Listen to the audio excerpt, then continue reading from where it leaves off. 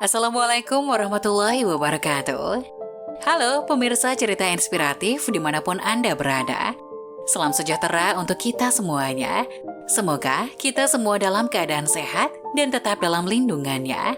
Kembali lagi dengan kami di channel Cerita Inspiratif, di mana kita akan berbagi kisah-kisah inspiratif penuh makna untuk Anda simak.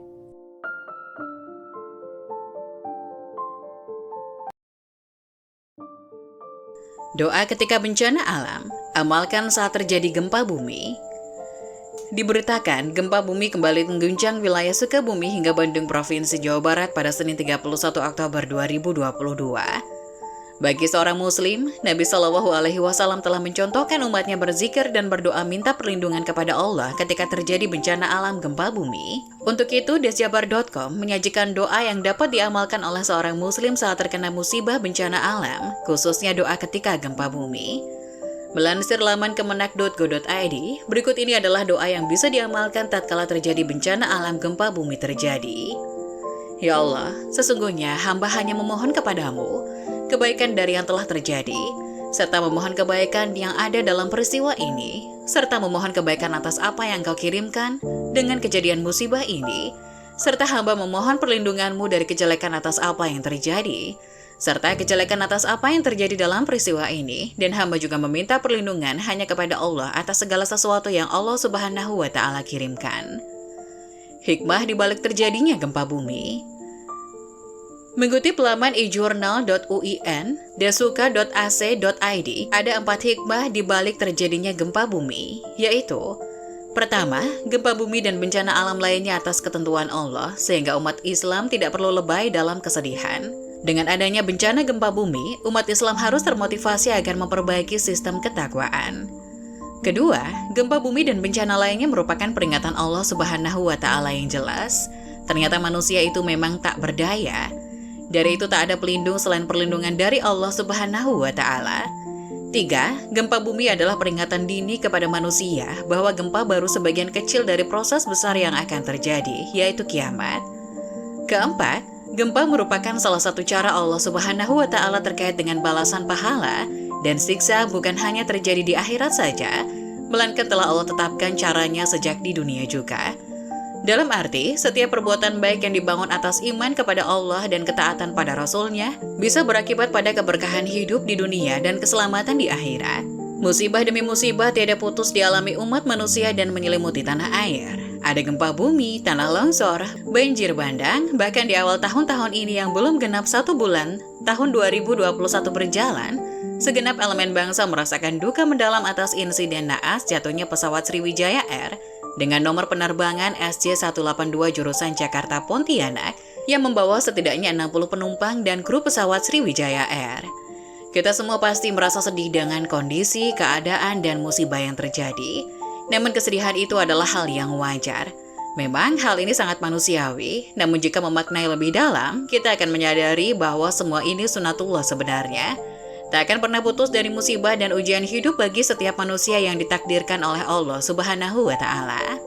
Itulah sebabnya orang-orang yang mendapat kebaikan dan keberkahan sempurna serta petunjuk dari Allah, jika merasa sedih dengan musibah yang terjadi, kemudian mereka akan menghibur diri dengan mengucapkan Inna lillahi wa inna ilaihi raji'un, yang bermakna, sesungguhnya segala sesuatu berasal dari Allah dan akan kembali padanya.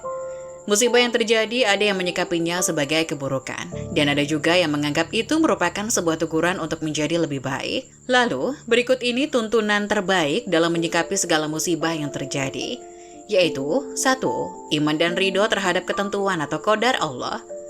Setiap muslim wajib beriman bahwa musibah apapun itu seperti kecelakaan pesawat, gempa bumi, banjir, wabah penyakit telah ditetapkan Allah Subhanahu wa Ta'ala dalam Lauhul Mahfuz. Sesuai kewajiban menerima ketentuan Allah ini dengan lapang dada, Allah Subhanahu wa Ta'ala berfirman, "Tidak ada salah satu bencana pun yang menimpa di bumi dan pada dirimu sendiri telah tertulis dalam kitab Lauhul Mahfuz sebelum kami menciptakannya. Sesungguhnya yang demikian itu adalah mudah bagi Allah." Quran Surat Al-Hadid ayat 22. Kita pun wajib menerima takdir Allah ini dengan rela, sesuai sabda Rasulullah SAW yang diriwayatkan Tirmizi. Sesungguhnya besarnya pahala itu seiring dengan besarnya cobaan. Sesungguhnya Allah jika mencintai satu kaum, maka Allah memberi cobaan kepada mereka.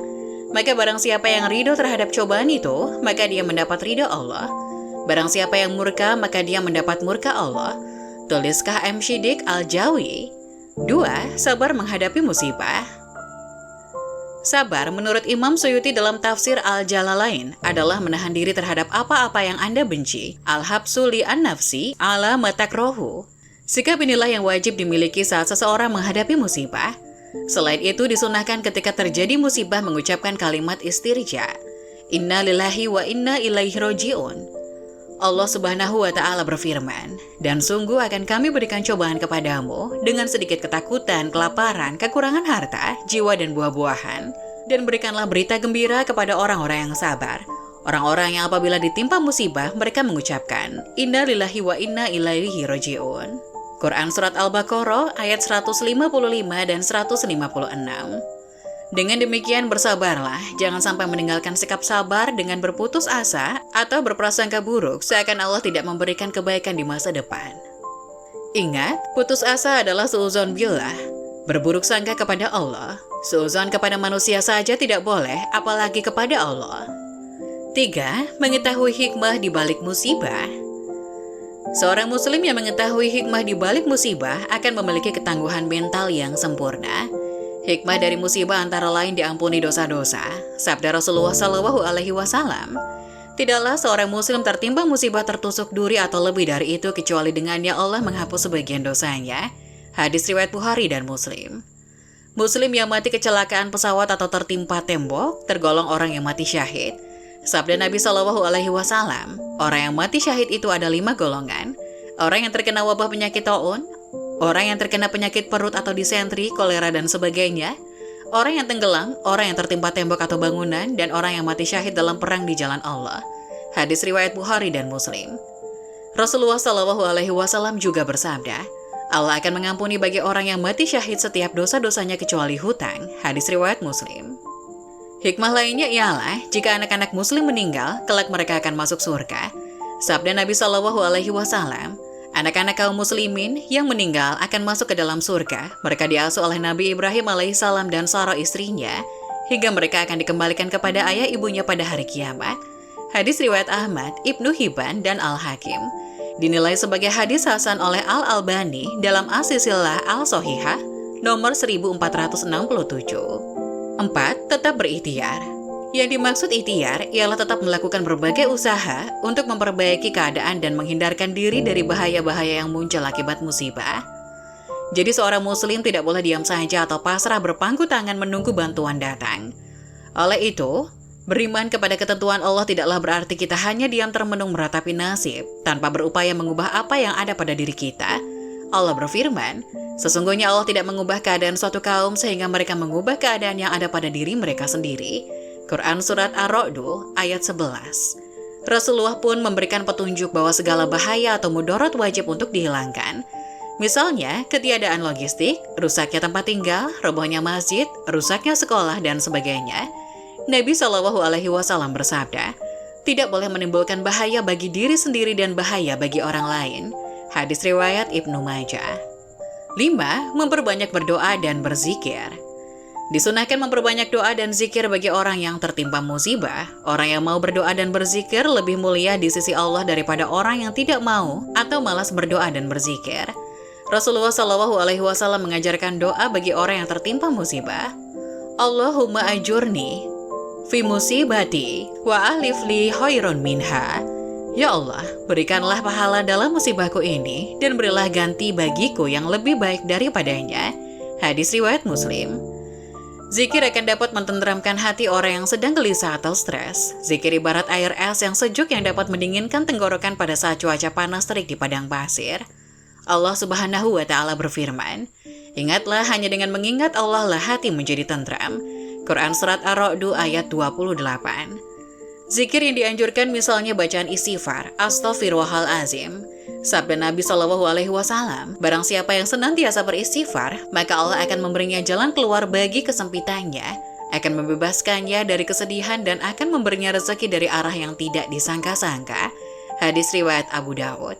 Semoga dengan mengenal tuntunan mulia tentang cara menghadapi segala musibah tersebut dapat menyadarkan kita untuk selalu mendekatkan diri kepada Allah Subhanahu wa Ta'ala. Amin.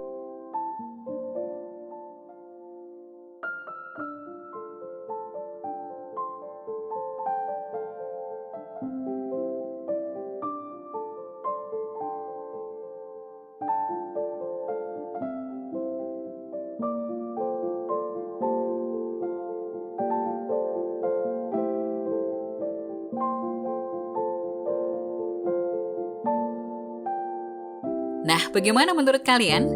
Jangan lupa tulis pendapat kalian di kolom komentar ya. Wassalamualaikum warahmatullahi wabarakatuh.